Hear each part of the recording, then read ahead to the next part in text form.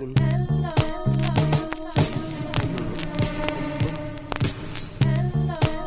It's been a long time.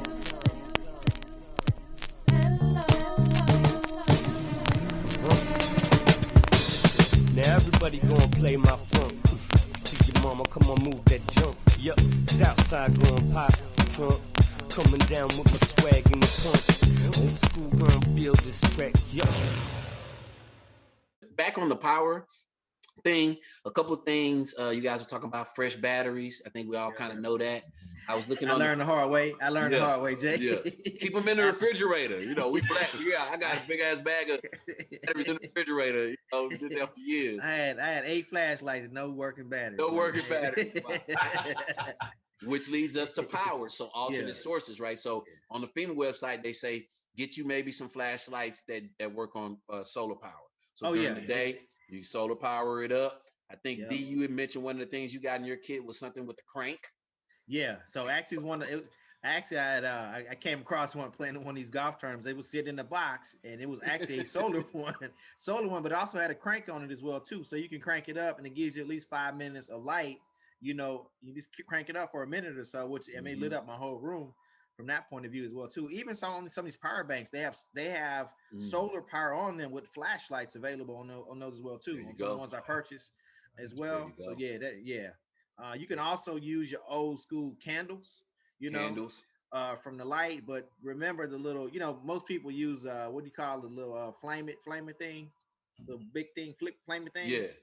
If you don't have any juice in that, it's not gonna work. So get you some old school matches too. Old school waterproof matches. I got a box in the drawer right now. Big box of old school waterproof matches. You get that.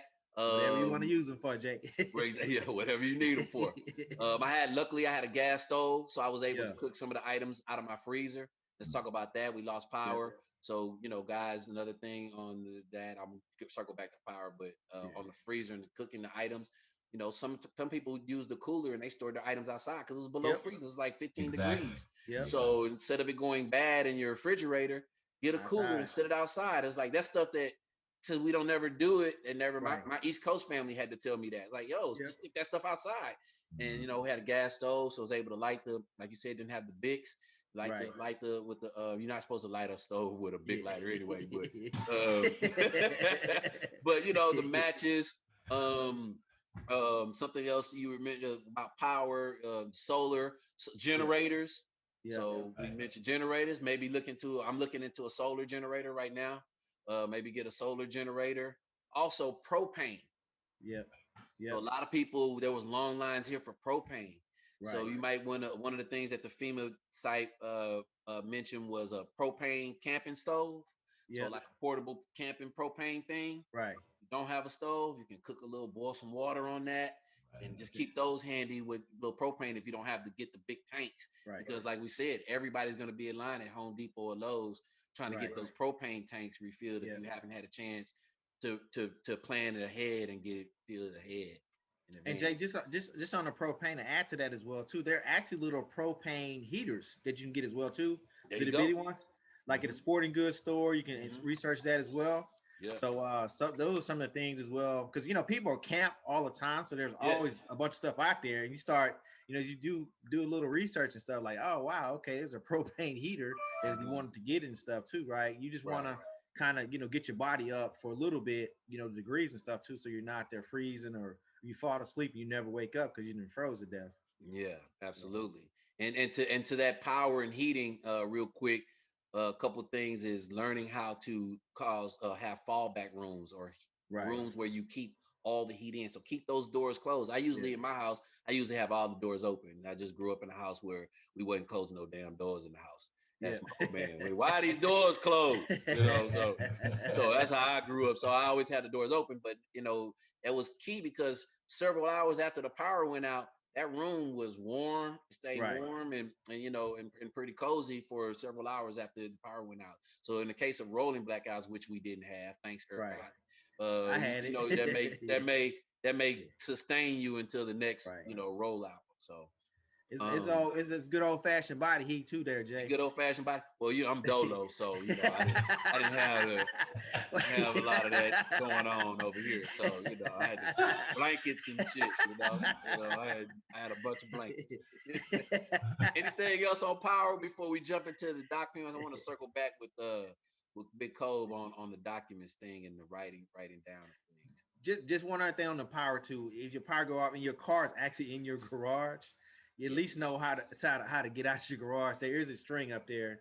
You just pull it and stuff too. Hopefully you have enough strength to pull up in the garage from that aspect as well. But if you think go to sleep in your car in the garage, people. Yeah, with it on, especially don't do that. We lost a lot of people like that down here. Yeah, but if you know that that may happen and stuff too, you may want to put your car outside, right, and maybe covered or something or whatever. If you feel that you can't pull open your garage, because I know my parents, even though they had two cars, one was outside, one was inside. Yeah, I know they couldn't pull up the garage, with the strength and stuff, whatever. So just kind of think of how you want to leverage that as well. If you need to somehow venture out, in a car if necessary. Yeah. And last thing on power, if you got fireplaces, wood, like we mentioned, propane. If you got a little warming device that uses propane, definitely keep you some wood on deck handy for those type of situations. That's this one quick thing on that one, because a lot of things people put out there. Some people do have the gas fireplaces, but it also uses wood. They're saying, hey, just use the wood as opposed to gas, especially in our situation, because their bills went skyrocketed, especially if on that variable rate. That they got their bills and was like, whoa, as opposed to, hey, I'm just going to use the kind of wood, portion. Yeah, by all means, use it, and open the vent. You know what I'm saying? Okay, come on, y'all. You know what I'm saying? We got people not open the vent. Why is it smoky in here? What type of smoke is this? It's not the smoke I'm used to. But you gotta think about it. Some people have never in Houston, man. Some people have never used their fireplace. Like me, I've been here 10 years. I ain't never used my fireplace. Yeah. So it's just little things like that, man. Don't have your barbecue pit in there. Yeah, it was people barbecuing in the crib. Especially with cold. Guys. Come on, guys. Let's go, man. Let's do it. You know what I'm saying? We gotta get it together. Now everybody gonna play my funk.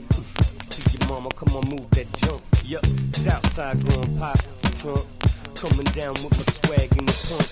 Old school gonna feel this track. Yup.